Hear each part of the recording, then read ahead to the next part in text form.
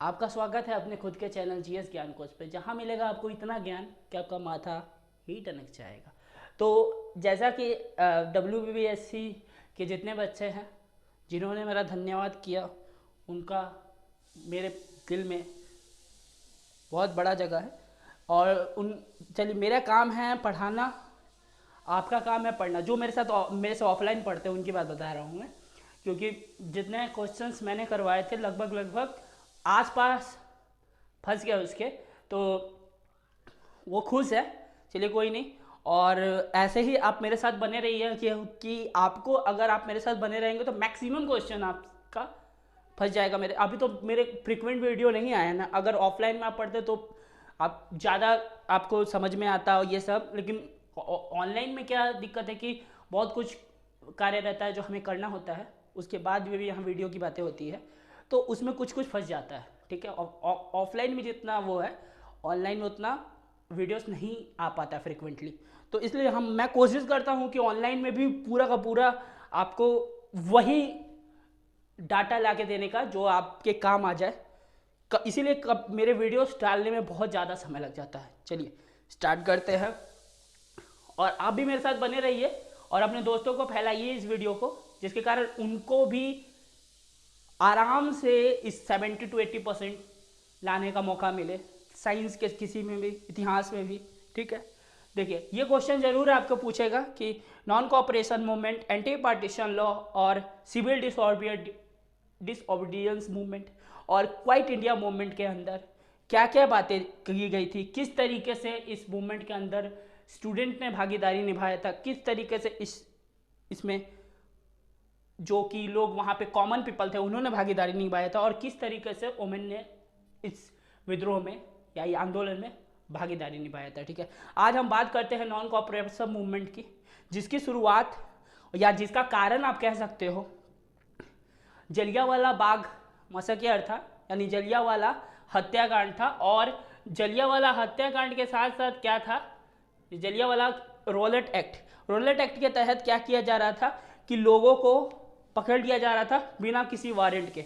अगर आप पॉलिटी पढ़ोगे तो आप उसमें जानोगे कि अगर आप किसी को पकड़ने जा रहे हो तो उसके नाम का वारंट होना चाहिए। आप क्वेश्चन कर सकते हो कि क्या मेरे नाम का वारंट निकला है। जब आपके नाम का वारंट निकलेगा तभी पुलिस आपको अरेस्ट कर सकती है, अदरवाइज आपको अरेस्ट नहीं कर सकती है। यह आपको मैं बताऊंगा जब आप सुप्रीम कोर्ट और हाई कोर्ट पढ़ोगे। हाई कोर्ट में रिट दायर किया जाता है 226 आर्टिकल से, और सुप्रीम कोर्ट में दायर किया जाता है 32 आर्टिकल से। तो ये सब बताऊंगा, वो उधर की बात है। 24 घंटे के अंदर जज के सामने पेश कराना पड़ता है, रिट की बात करते हैं। ठीक है, उसमें भी वारंट की बात बोला गया है, क्यों वारंट हो। ठीक है, तो इसमें क्या होता है, रोलेट एक्ट के अंदर कोई वारंट नहीं था, डायरेक्ट आप पर्सन को पकड़िए और डाल दीजिए जेल में, कोई दिक्कत नहीं है। ठीक है, और पंजाब में मार्शल लॉ लागू हुआ था, इसके अगेंस्ट में जलियांवाला बाग के अंदर वो हुआ था। और जलियांवाला बाग का जो मसक्यर हुआ था उसके अगेंस्ट में हंटर कमीशन बनाया गया था कि हंटर कमीशन इसकी जांच करे कि आखिरकार हुआ क्या और कौन लोग दोषी हैं, रेजिनोल्ड ओडायर और माइकल ओडायर दोषी हैं या नहीं हैं। तो इस पे देखा गया कि हंटर कमीशन में जो जो लोग बैठे थे वो आयोग ने एक पक्षपातपूर्ण निर्णय लिया, जिसके अंदर उन्होंने सीधा साफ दिखाया कि जो अंग्रेज थे ना वो गलत नहीं थे। यानी उस दिन जो जलियांवाला बाग के अंदर जो लोग बैठे थे ना, वो विद्रोह के षड्यंत्र, मतलब अंग्रेजों के विरुद्ध षड्यंत्र रच रहे थे और उनके हाथ में कारतूस या वेपन्स थे। ये सारा कुछ हंटर कमीशन वालों ने कहा था, इस रिपोर्ट के अंदर ये सब कहा गया था। ठीक है, तो इसके अगेंस्ट में ही इसकी शुरुआत की गई। गांधी जी ने इनके इसमें सब कुछ इसका नेतृत्व किया। 1 अगस्त 1920 को इस आंदोलन की शुरुआत की गई, और 1 अगस्त 1920 को इस आंदोलन की शुरुआत कर करके सबसे पहला कार्य, क्योंकि गांधी जी से संबंधित थे, तो गांधी जी ने क्या कहा कि इसमें किसी भी तरीके की हिंसा मत करना। सबसे पहला टर्म, हिंसा नहीं करना है। ठीक है, मतलब हमें वायलेंस की कोई आवश्यकता नहीं है, हम नॉन वायलेंस से ही किसी भी आंदोलन को बढ़ाएंगे।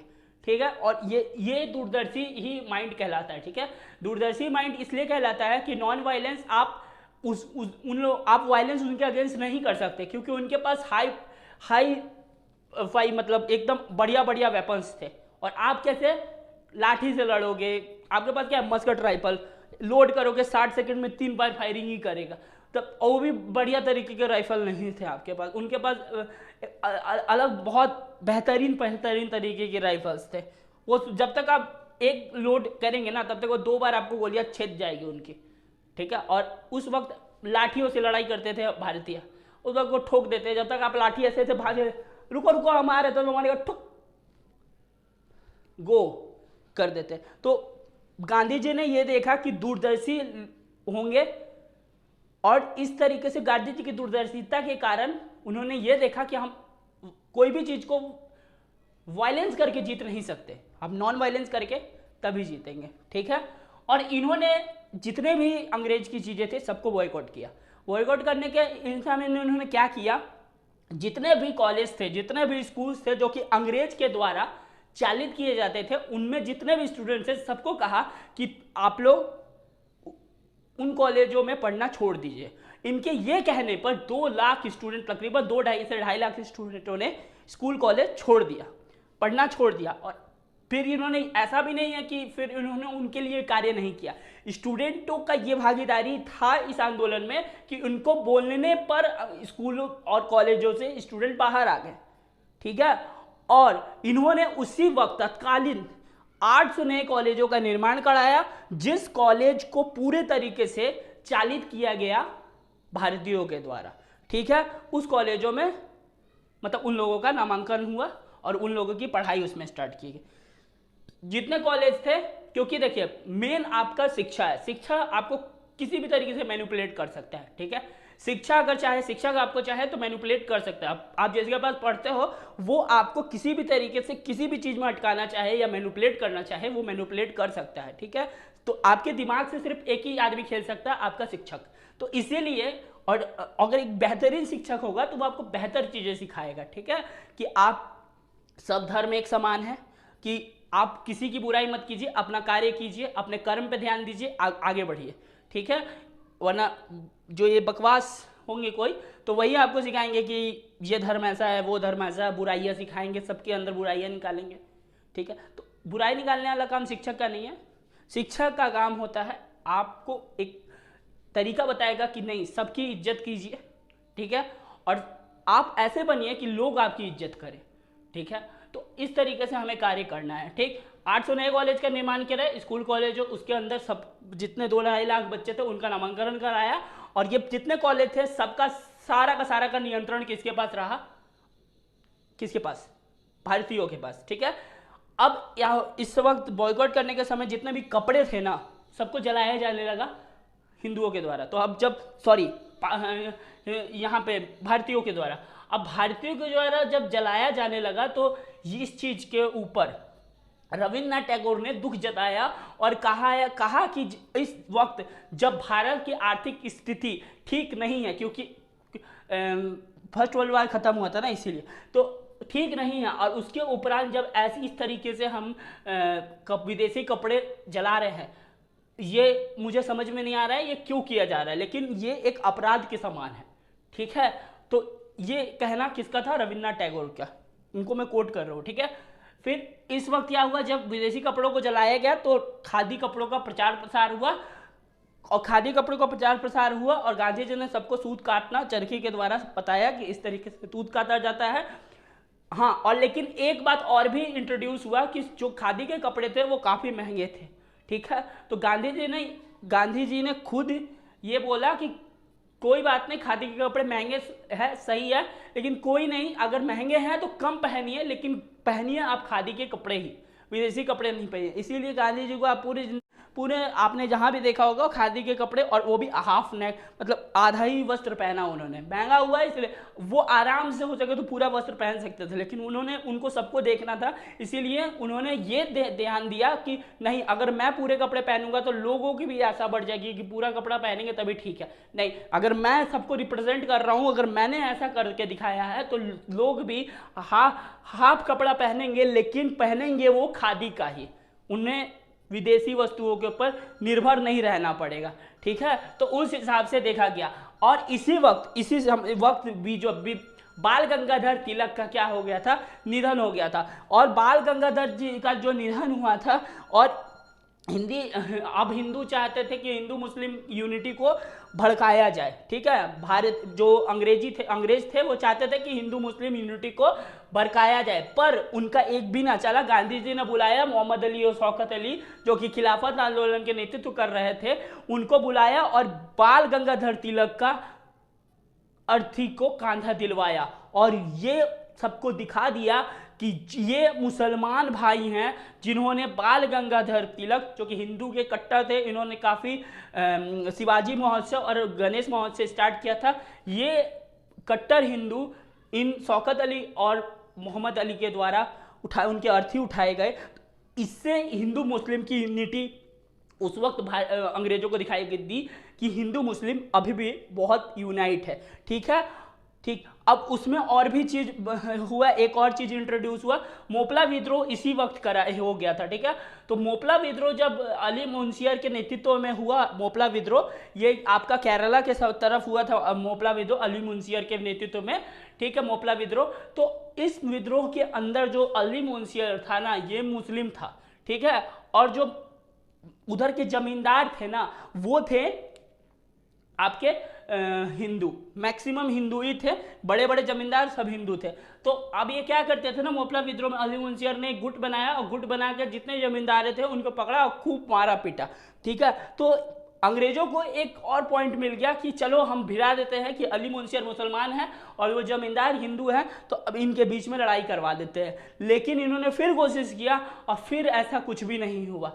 क्यों? क्योंकि गांधी जी ने सामने आके ये बोल दिया कि चाहे वो कोई भी हो, अगर वो अंग्रेज का साथ देगा तो वो मार खाएगा, ठीक है। गांधी जी ने डायरेक्ट आगे बोला कि अगर कोई भी हो, चाहे वो हिंदू हो चाहे वो मुसलमान हो, अगर वो अंग्रेज का साथ देगा तो हम उसके साथ वैसा ही व्यवहार करेंगे जैसा हम अंग्रेज के साथ करने वाले हैं।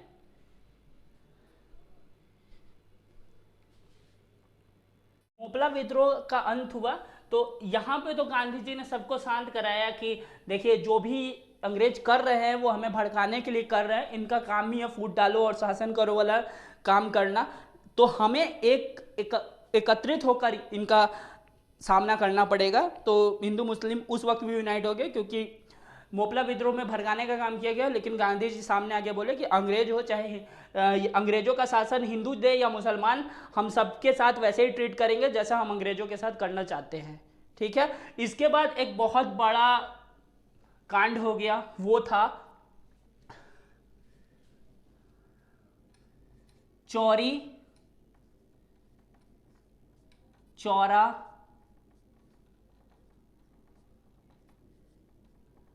कांड। पहले चौरी फिर चौरा फिर कांड। अब ये चौरी चौरा का जगह कहाँ है, ये आपका गोरखपुर से पहले पड़ता है, एक स्टेशन है चौरी चौरा, वहां पे ये काम हुआ था। वहां पे क्या है कि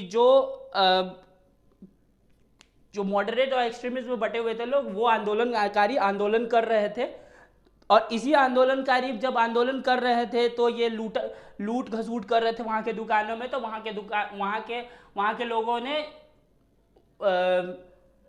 कंप्लेन किया, कंप्लेन करने के बाद पुलिस आई, और पुलिस जब आई ना तो पुलिस लोगों ने इन्हें रोकने की आंदोलनकारियों को रोकने की चेष्टा की, ठीक है। तो आंदोलनकारियों ने पुलिस वाले को पहले बाहर धर के खूब मारा पीटा। तो जब पुलिस को मारा पीटा, उसके बाद क्या हुआ, जब ये लोग मारते पीटते गए, तो अब जब मारना पीटना स्टार्ट किया था ना, पुलिस डर के मारे थाना में घुस गई, ठीक है। वहीं पे एक थाना था, उसमें उन्होंने घुस गई, चौरी में थाना था, उसमें घुस गए। उसमें घुसने के बाद जब आंदोलनकारियों को पुलिस वालों ने देखा कि वो उस तरफ ही आ रहे हैं, थाना के तरफ ही, तो उन्होंने उस थाना को अंदर से ही बंद कर लिया, ठीक है। तो फिर उस थाना को आंदोलनकारियों ने आग के हवाले कर दिया था 5 फरवरी 1922 को। 5 फरवरी 1922 को उसमें आग लगा दी आंदोलनकारियों ने। और इसके अंदर चौरी चौरा कांड के अंदर जो थाना था, चौरी चौरा का ये थाना, इसके अंदर 22 लोगों को जिंदा जलाया,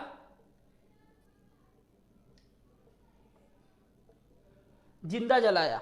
अब ये जब जब ये बातें गांधी जी के पास गई ना, तो गांधी जी इससे बहुत आहत हुए, क्योंकि गांधी जी को ये पता था कि जैसे ही इसमें नॉन वायलेंस इंटर कर जाएगा तो हमें मुश्किल हो जाएगी लड़ना, क्योंकि अंग्रेजों के पास बहुत हाई तरीका था हमसे लड़ने का, लेकिन हमारे पास उतना हाई तरीका नहीं था, क्योंकि हमारे पास लाठी, फरसा, बल्ला, बंदूक, इससे ज़्यादा कुछ था ही नहीं।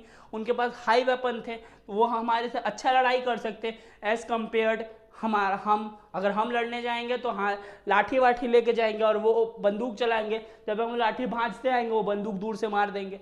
तो इस मुताबिक ये अंग्रेज हमसे जीत जाएंगे, और जो हमारा सपना है ना वो टूट जाएगा, हमारा आज़ादी का सपना।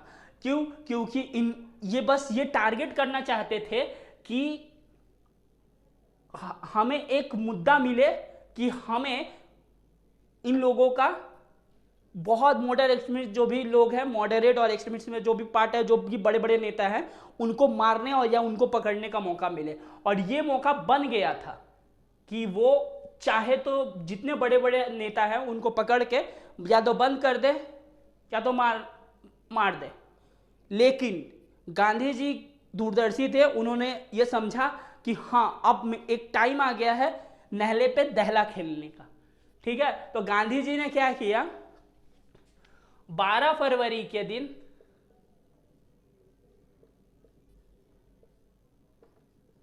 असहयोग आंदोलन को